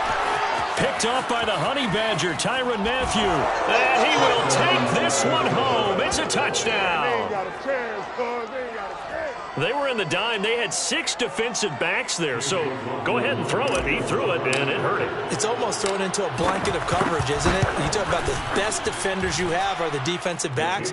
6 of them on the field. You're almost asking for trouble, and that's exactly what they ran into. Ended up throwing a pick 6. Yeah, 6 defenders and 6 points. So they'll get another shot on offense following that pick 6. And now the kick is away.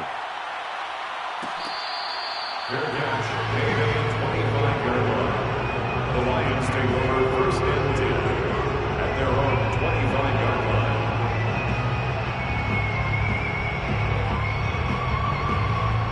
The Detroit offense ready to begin their drive. Right there, 54, right there, 54, Mike. You ain't going nowhere. Mike's 54. Mike's 54. Hey, that QB's tell you won. 36. Hands it off out of the gun. And he's upended at the 33 following a good pickup of 8. And that looked like some pretty easy yardage there right up the gut. And he's a guy that has some height to him, so when you don't have to drop a shoulder or create or get through contact or trash, makes it a lot easier to stay upright, see the field, and make a run as we just saw there. 8 yards the gain on that last run. Here's 2nd and a couple. And they'll run on the inside handoff. 2nd and 2 is prime time for a little bit of a gamble, isn't it? Open up the playbook, go play action, toss that bad boy deep. But in this situation, go ahead and give it to your back. Let him pick up a 1st down. Keep the sticks moving. So from the 36 now, 1st and 10. From the gun, here's Swift. And he'll maneuver his way forward for about 4. 2nd and 6. Well, at the end of all that hitting and hollering, it was a 4-yard run, so the offense is going to go back down and feel pretty good about themselves. Defensively, you have to feel okay because you didn't let it turn into a bigger run, but the goal, shut it down for 2 yards or less. That's when you start to feel good about yourselves. And he'll be brought down, losing yardage back at the 40. Now they're going to be dealing with a 3rd and 7 as that one officially a loss of 1.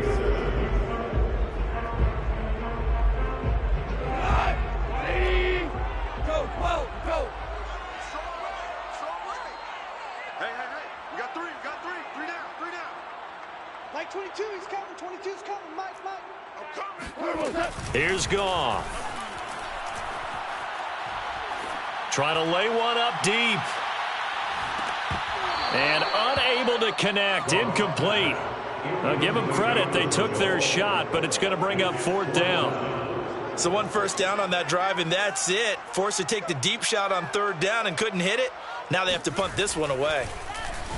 And the punt team on now as this one's sent away. Fair catch called for and made at the 16 or maybe the 17-yard line. It'll be a 39-yard punt, no return. And the Vikings will take over here 1st and 10.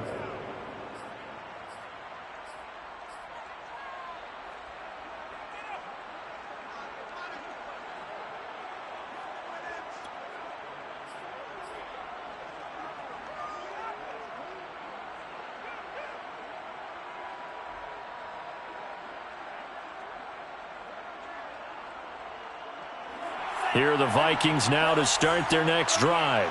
This crew had to punt last time they had the ball, but when you've got a lead like this, you content to play the field position game? You are to an extent, especially if you like your defense, because you have the lead, you've been controlling the game. But why put them in a tougher spot? You want to get out there and get something done on offense and maybe take command of this game yourself. Third quarter action here on Christmas Day. Hope everyone's having a blessed holiday season. 2nd and 10 right now. And it's a short one here, complete to the tight end.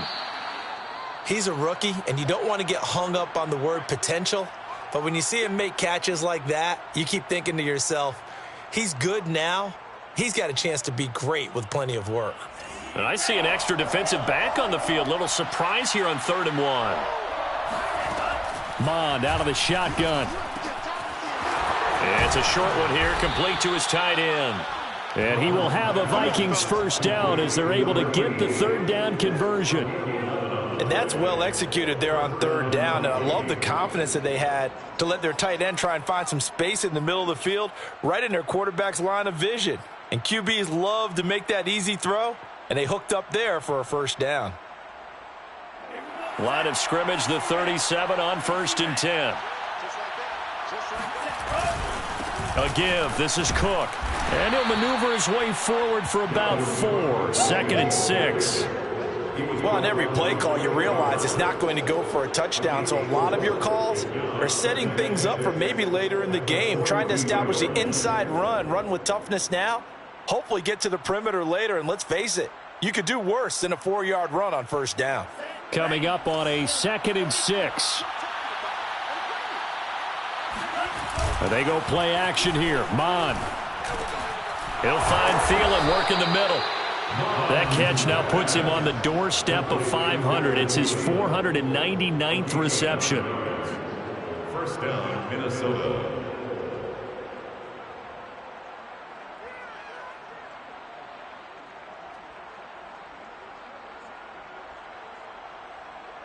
So the ball moves into Lion territory now. Here's 1st and 10 at the 49-yard line.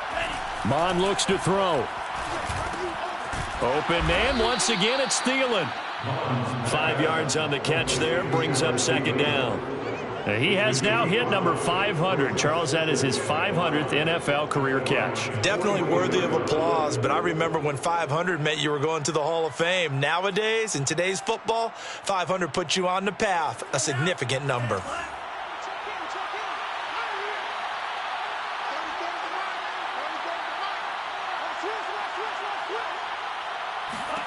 Throwing again on 2nd down. Mond. And he's going to be sacked.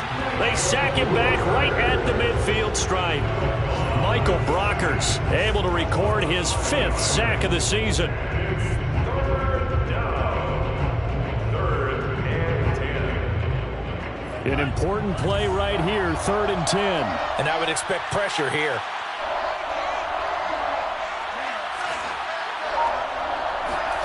From the midfield stripe, they'll look to throw. Got an open man finding Jefferson. And it's going to be another first down as they'll get him to the ground at the Lions' 23.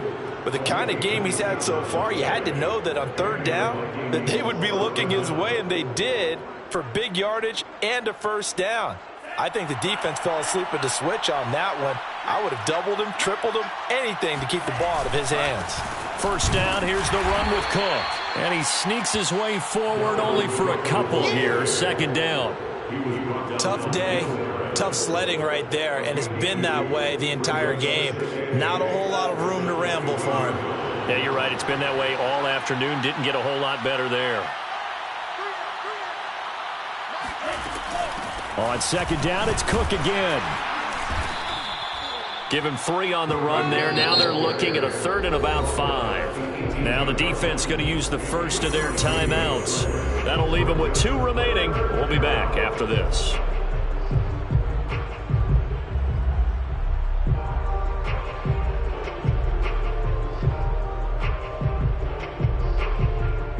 And this should be the final play before the quarter ends.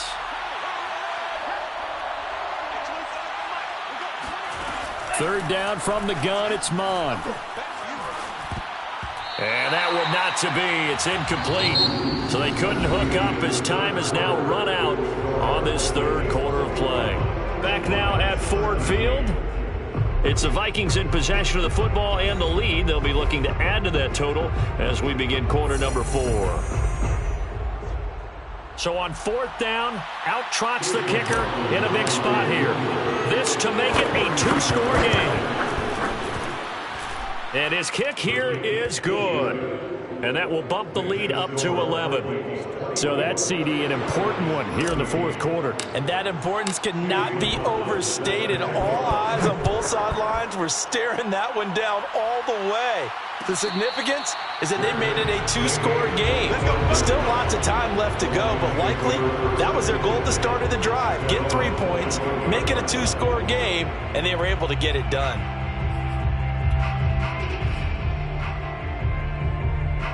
The Lions offense ready to kick off their next drive. And the complexion of this one has changed a fair amount. That last field goal made it a 2-score game, so they need to get points out of this drive relatively quickly. And this is incomplete. Very lucky to get that one back. That nearly picked. It's second down now. So following the incompletion, here's 2nd and 10 from the 25. Goff now looking to throw. He's going to flip one out here to his running back. And he gets this up to the 34 out of bounds there. 9 yards, not quite enough, and they'll be left now with 3rd and 1.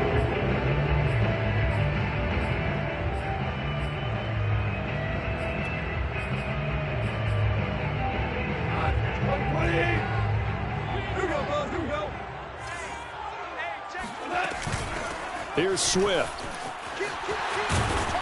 And able to get this one across the 45 before he's brought down.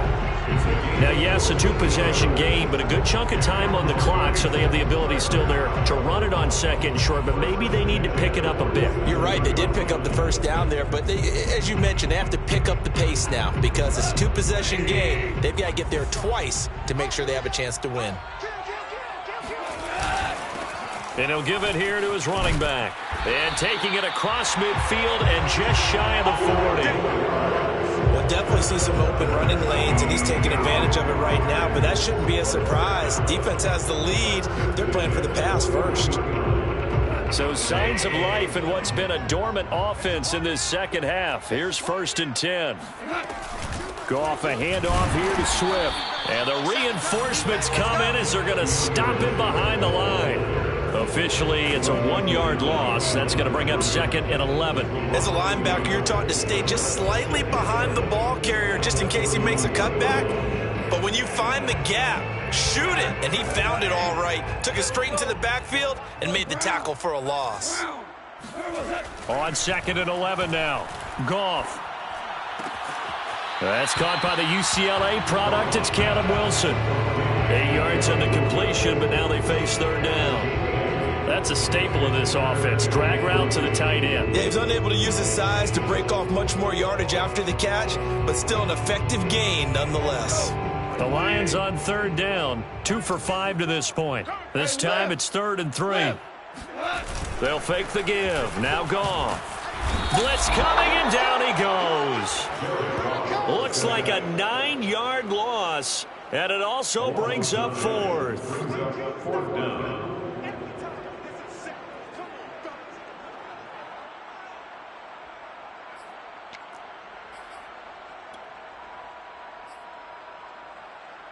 So on trots the field goal unit, and wow, this is going to be a challenge here.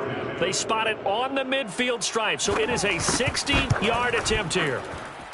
And this is good. It was running out of gas there at the end, but he winds up getting just enough on it. And that'll make this an 8-point game.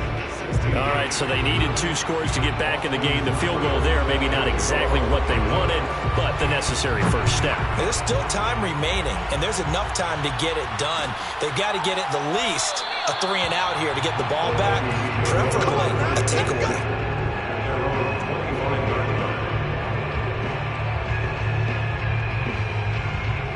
Here are the Vikings now to start their next drive. The field goal we just saw has us now at a 1-score game, and on this side of the football, things are getting pretty tenuous, a little stressful. Blood pressure up a little bit, you think? I think up a lot of it. Could you imagine taking the pulse right now? Might be like a jackhammer out there on that side of the ball, but here's what the deal is. I think what we've observed is a team that's been playing not to lose as opposed to playing to win. And they've got to get back to that, and that means opening things up again, being a little more free in what they're trying to get done on offense. They run again on first down. Cook, and he is going to be stopped cold behind the line of scrimmage. 2 yards the loss, 2nd and 12. That's a really alert defense there because they saw the heavy look come in from the offense, countered it with extra linebackers who brought a little bit of speed and heft, and able to really make a big-time play for their defense. They'll try and wind down some clock with Cook. Room to run past midfield. And he will finally be wrestled down at the Lions' 30. 81 yards rushing for him now as he has been tremendous all day long. And carries like that, that's how they're going to continue to salt this thing away here, Charles, in the 4th quarter. Yeah, how about that? A new set of downs. Clock continues to move.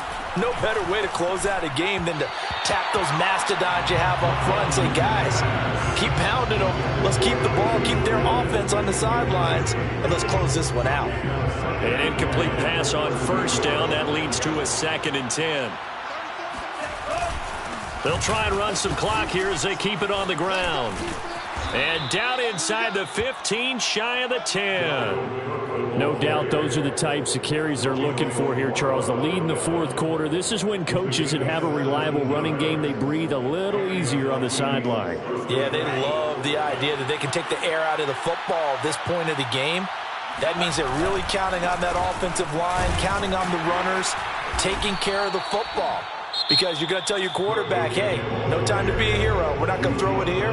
Just eat up that clock. And if you have the ball, they can't score.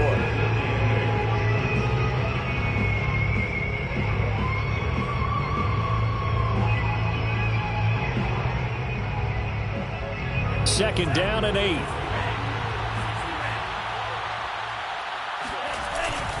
Handoff comes to Cook. And he'll get into the end zone. Touchdown, Minnesota. Dalvin Cook with touchdown number 2 in the game and now 11 on the year. And the Vikings look like they're about to put an end to their 2-game losing streak as they add on to their lead. Extra point by McLaughlin is up and good. And the lead is up to 15 now. Lions 16. Chase McLaughlin set to kick off. Following the touchdown, here's McLaughlin to kick off. Good catch. The Lions take over 1st and 10 at their own 25-yard line. The Detroit offense ready to begin their drive. And fortunate to get points on the board last time. They had to hit a really long field goal to do so. The kickers in today's game are so good and so skilled and hit from distances that we almost start to take them for granted, and we can't do that. That's a long field goal that they got 3 points out of. They've got to feel good about that, and they better make sure they love him up because he's helped them out. Yeah, now we'll see if that offense can put 6 on the board here. We'll see. And this is intercepted, and that should do it. Picked off by Casey Hayward. And the return here is stopped at the 35-yard line. Well, that's 3 picks he's now thrown in this game. And I know this, the holiday season, because here we are in December. Right, it is the season of giving. Maybe for his own sake after the game, he may have to announce that he's donating certain amounts to charity for each interception that he threw. 2nd and 8 coming up.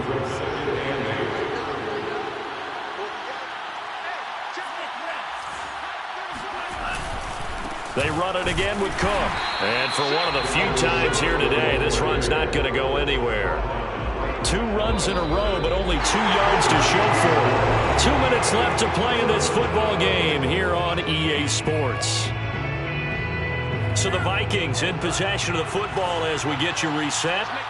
They've got a 3rd down now as they look for one more first down to help salt this one away.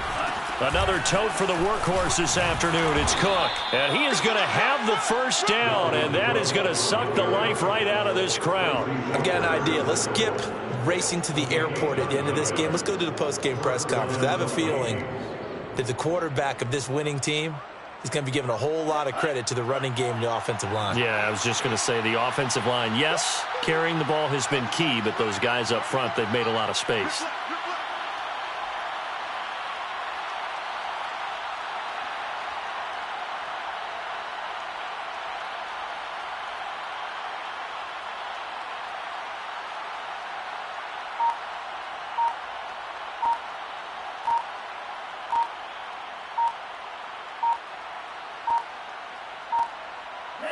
Victory formation time for the Vikings as they'll take a knee here.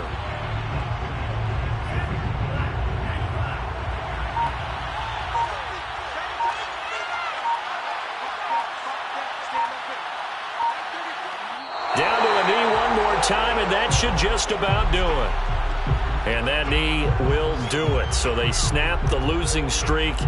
Always a good feeling. Yeah, I don't know if this one right here when they're taking a knee is as much exultation as exhalation, right? They just breathe a sigh of relief. Finally got a win, needed one desperately.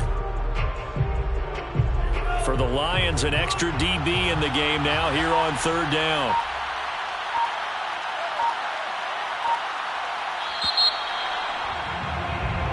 So the final seconds have ticked away in this Minnesota victory, and it was their defense that led the way, allowing just 3 points, that lone field goal in the entire second half. And remember the old adage, offense sells tickets. Defense does what? Wins championships. And in this game, maybe a championship wasn't won, but a game was by the defense, right? Held them to just a field goal. That's a heck of a job. I mean, when they went out there with that determination and a pretty good game plan, pretty good idea of what they wanted to accomplish. Just love the execution, love the tenacity, love the way they finished. So for Minnesota, the win moves them to 8-7 now on the year. And they'll return home next week to take on the Carolina Panthers. Meanwhile, for the Lions, this loss really hurts their playoff chances.